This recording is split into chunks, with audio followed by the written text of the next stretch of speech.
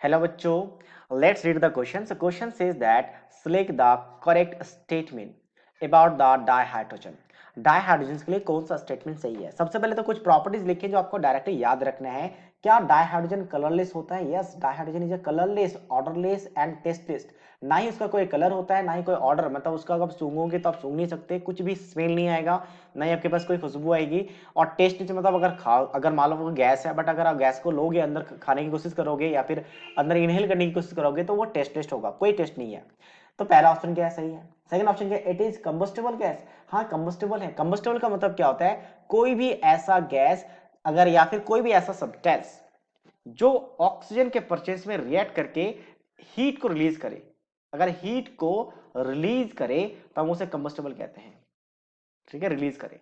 सो H2 का भी अगर आप गैस कहोगे तो इसको फ्यूल भी माना जाता है। फ्यूल, फ्यूल क्यों? और बहुत अच्छा फ्यूल है, क्योंकि जैसे ऑक्सीजन के साथ रिएक्ट करता है ये बहुत ज्यादा हीट रिलीज करता है, तो यहाँ पे H2 में कन्वर्ट हो जाता है। आप चाहो तो यहाँ पे हाफ लिखोगे तो बैलेंस हो जाएगा। सो दैट मीन्स ये कंबस्टेबल गैस है। कंबस्टेबल गैस जो ऑक्सीजन के साथ रिएक्ट करके आपका ऑक्साइड में कन्वर्ट होगा और साथ साथ में हीट रिलीज करेगा, that is called combustible gas या फ्यूल कहा करते हैं उसे। तो दैट मीन्स ये भी सही है। नेक्स्ट क्या है? It is lighter than air and इनसॉल्वेबल in water.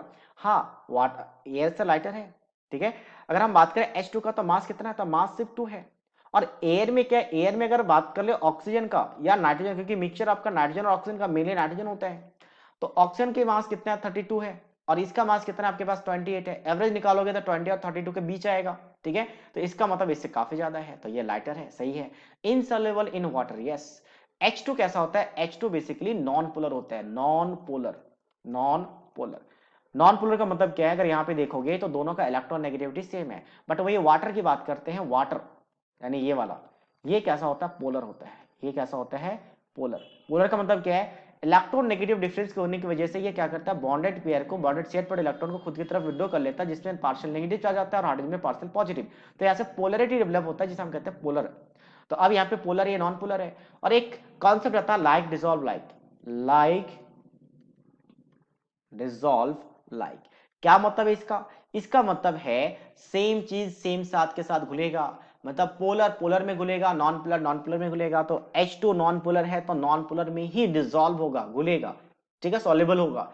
तो H2 वाटर में इनसॉल्युबल हो जाएगा, ये घुलेगा ही नहीं। ठीक है, डिसॉल्व होगा ही नहीं। डिसॉल्व क्यों नहीं होगा? क्योंकि एक नॉन पोलर है, ये पोलर ले रहे हैं, तो दोनों ऑपोजिट नेचर का हो गया। तो मतलब पहला स्टेटमेंट भी सही था, लास्ट वाला ये पार्ट भी सही है, तो that means C is also correct. तो एबीसी अगर तीनों करेक्ट है तो हम कौन सा ऑप्शन सिलेक्ट करेंगे? Option D. So that means option D is, that is all of these are the right option of this question. I hope you understood it well. All the best.